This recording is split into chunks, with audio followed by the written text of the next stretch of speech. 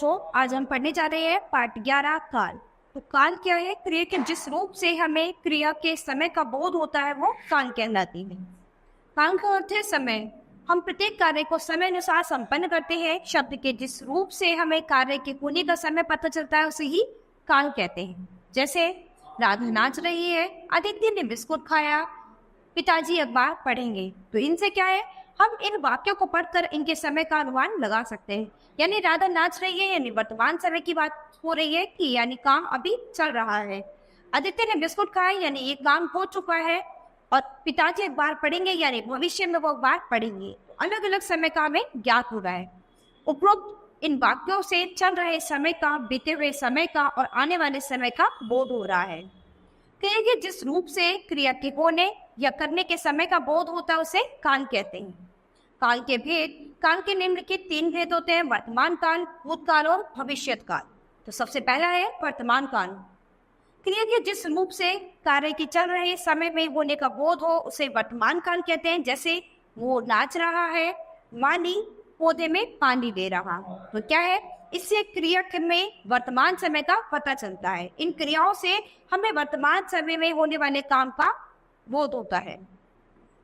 उपरोक्त वाक्यों की क्रियाओं से पता चलता है कि कार्य अभी हो रहा है, अतः ये वर्तमान काल की क्रियाएं हैं।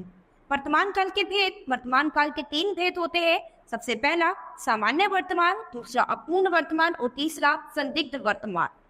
सामान्य वर्तमान क्रिया के जिस रूप से उसके वर्तमान काल में सामान्य रूप में होने का बोध होता है उसे सामान्य वर्तमान काल कहते हैं। जैसे लड़कियां गोलगप्पे खाती हैं, मैकेनिक कूलर ठीक करता है। उपरोक्त वाक्य में खाती है तथा करते हैं क्रियाओं से कार्य के सामान्य वर्तमान में होने का बोध होता है, अतः ये सामान्य वर्तमान काल की क्रियाएं हैं। इसके बाद है अपूर्ण वर्तमान। जो क्रियाएं अभी हो रही है अर्थात वर्तमान काल में जारी है, अभी पूरी रही हुई है, उसे अपूर्ण वर्तमान काल कहते हैं। यानी ये कार्य जो है अभी जारी है, अभी पूरा नहीं हुआ है, अपूर्ण है। ठीक है, तो इसीलिए इसे अपूर्ण वर्तमान काल कहेंगे। जैसे कि रानी पानी भर रही है, पक्षी आकाश में उड़ रहे हैं, यानी कार्य पूर्ण नहीं हुआ है, कार्य अभी भी प्रोसेस में चल रहा है। उपरोक्त वाक्यों में भर रही है तथा उड़ रहे हैं क्रियाओं से काम के जारी रहने का बोध हो रहा है। ये अपूर्ण वर्तमान काल की क्रियाएं हैं। इसके बाद है आपका संदिग्ध वर्तमान। वर्तमान काल की जिस क्रिया के होने में संदेह का बोध होता है उसे संदिग्ध वर्तमान काल कहते हैं। जैसे बच्चा जाग गया होगा या फिर ड्राइवर बस चलाता होगा। ठीक है, तो इसमें क्या है, हमें संदेह रहता है कि काम अभी हो गया होगा। तो हमें संदेह रहता है कि बच्चा या तो जाग गया होगा यानी ड्राइवर चला गया होगा। तो हमें संदेह रहता है कि ये काम अभी हुआ होगा या फिर नहीं। तो ये संदेह वर्तमान काल कहलाता है। उपयुक्त वाक्य में जा गया होगा तथा चलता होगा क्रियाओं से काम के वर्तमान काल में होने में संदेह है।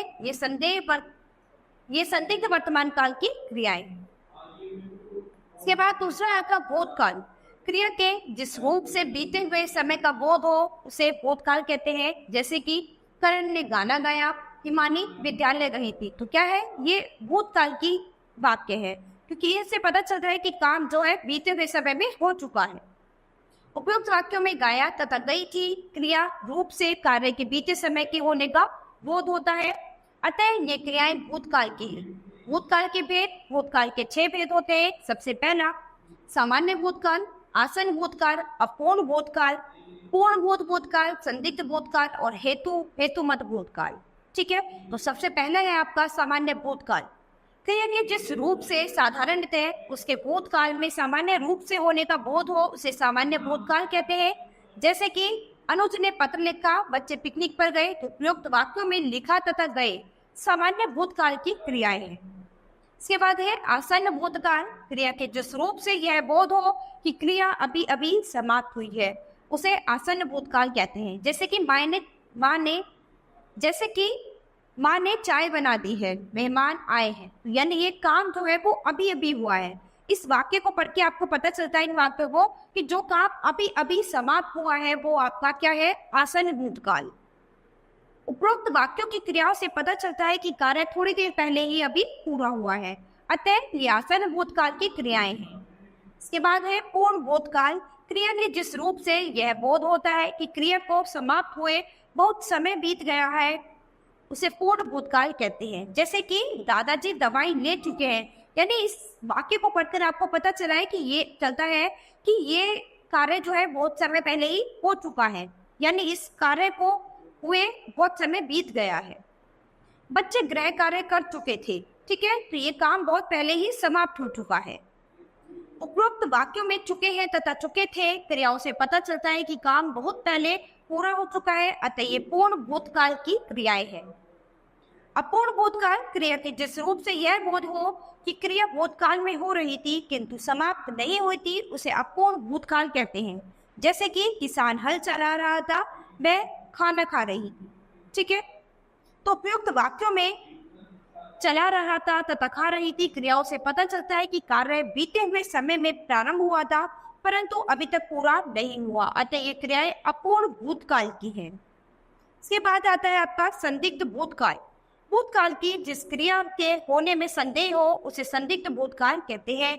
जैसे कि वह स्कूल चला गया होगा, तो क्या हमें संदेह है कि वो काम हो गया होगा, तो जब तक हमें संदेह रहेगा वो क्या है, संदिग्ध भूतकाल कहलाएगा।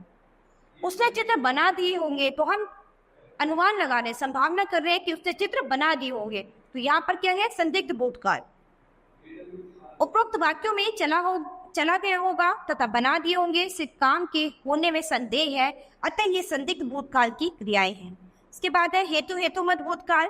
जहाँ भूतकाल की एक क्रिया दूसरी क्रिया पर निर्भर हो उसे हेतु हेतुमत भूतकाल कहते हैं। जैसे कि यदि तुमने मेहनत की होती तो तुम अवश्य पास हो जाते, यदि वर्षा होती तो फसल अच्छी होती। उपरोक्त वाक्यों में पास होना मेहनत करने पर निर्भर है तथा फसल का अच्छा होना वर्षा पर निर्भर है। तो जब कोई चीज किसी पर निर्भर होती है तो वहां पर ये होगा, दोनों ही वाक्यों में दूसरी क्रिया पहली क्रिया पर निर्भर है, अतः ये हेतु हेतुमत भूतकाल की क्रिया है। इसके बाद तीसरा है आपका भविष्यत काल। तो क्रिया के जिस रूप से कार्य के आने वाले समय में होने का बोध हो उसे भविष्यत काल कहते हैं। जैसे मैं दिल्ली जाऊंगा, राम कल परीक्षा देने जाएगा। उपयुक्त वाक्यों में जाऊंगा तथा जाएगा क्रिया से कार्य के भविष्य में सामान्य रूप से होने का बोध हो रहा है, अतः ये भविष्यत काल की क्रियाएं हैं। भविष्यत काल के भेद, भविष्यत काल के 3 भेद होते हैं, सामान्य भविष्यत, संभाव्य भविष्यत, हेतु हेतुमत भविष्यत। तो पहला है सामान्य भविष्यत, क्रिया के जिस रूप से आने वाले समय में कार्य के निश्चित रूप से होने का बोध होता है उसे सामान्य भविष्यत काल कहते हैं। जैसे राज क्रिकेट खेलेगा, मैं गाना गाऊंगा, ठीक है। उपयुक्त वाक्यों में खेलेगा, गाऊंगा क्रिया के कार्य के भविष्य में सामान्य रूप से होने का बोध हो रहा है, अतः ये सामान्य भविष्य काल की क्रियाएं हैं। इसके बाद आता है आपका सामान्य भविष्यत। इसके बाद आता है आपका संभाव्य भविष्यत। भविष्यत काल की जिस क्रिया के होने में संभावना पाई जाए उसे संभाव्य भविष्यत काल कहते हैं। यानी जिस कार्य से हमें ये पता चले कि भविष्य में ये काम संभावनापूर्ण हो सकता है, यानी इस काम की संभावना है, वहां पर संभाव्य भविष्यत काल होगा। जैसे कि संभव है हम लोग यमुनानगर जाएंगे, तो ये काम हो सकता है, इसकी संभावना है। शायद परीक्षा परिणाम कल निकले, तो हम सोच रहे हैं, हम अनुमान लगा रहे हैं कि भविष्य में ये काम हो सकता है, यानी भविष्य में इसकी संभावना की जा सकती है, इसीलिए ये संभाव्य भविष्य काल होगा। तो उपयुक्त वाक्यों में जाएं व निकले क्रियाओं से आने वाले समय में कार्य की होने की संभावना प्रकट हो रही है, अतः ये संभाव्य भविष्य काल की क्रियाएं हैं। इसके बाद है हेतु हेतुमत भविष्य। जब भविष्य काल में होने वाली क्रिया के होने में कोई चरण, कोई कारण या फिर शर्त लगी हो तो उसे हेतु हेतुमत भविष्य काल कहते हैं। जैसे यदि वर्षा होगी तो फसल भी अच्छी होगी, तो क्या है यहाँ पर क्या है, इसमें कोई शर्त लिखी गई है। जब कोई शर्त लगी हो वहां पर हेतु हेतुमत भविष्य काल होगा। मेहनत करोगी तो अवश्य पास हो जाओगी। तो उपयुक्त वाक्यों में भविष्य काल में होने वाली क्रियाओं, वर्षा होगी, अच्छी होगी तथा करोगी, जाओगी के होने में शर्त लगी हुई है, अर्थात इन क्रियाओं का कारण उपस्थित होने पर ही ये क्रियाएं पूरी होंगी। ऐसी क्रियाएं हेतु हेतुमत भविष्य काल की क्रियाएं होती हैं। तो बच्चों यहाँ पर इस पाठ में आपने काल के बारे में पढ़ा है। तो क्रिया के जिस रूप से उसके समय का बोध होता है वो काल होती है, ठीक है। काल के 3 भेद होते हैं, वर्तमान काल, भूतकाल, भविष्यत काल। तो वर्तमान काल को वर्तमान समय की बात बता रहे हैं, वर्तमान में जो चल रहा है उसके बारे में बताते हैं, और वर्तमान काल के भी कुछ भेद है जो हमने इस पाठ में पढ़े हैं। इसके बाद भूतकाल, जो बीते समय के बारे में बताते हैं, वो भूतकाल होते हैं। तो भूतकाल के भी यहाँ पर कुछ भेद थे जो हमने यहाँ पर पढ़े हैं। उसके बाद तीसरा है आपका भविष्य काल, जो भविष्य के बारे में बताए, यानी भविष्य में होने वाली चीजों के बारे में बताते हैं, वो आपके भविष्य काल कहलाते हैं। तो भविष्य काल के भी यहाँ पर 3 भेद थे, इनके बारे में हमने अच्छे से पढ़ा है। तो बच्चों, आप अभ्यास में इन्हें अच्छे से पढ़ेंगे और कुछ वाक्य जो वर्तमान, भूतकाल और भविष्य काल पर आधारित होंगे, कुछ वाक्य आप इनमें बनाएंगे, जिससे आपको तीनों काल के बारे में अच्छे से समझ में आ जाएगा। तो बच्चों, आज ये पाठ हमारा यही खत्म होता है। अब हम अपनी नई क्लास में मिलेंगे अपने नए पाठ के साथ। धन्यवाद।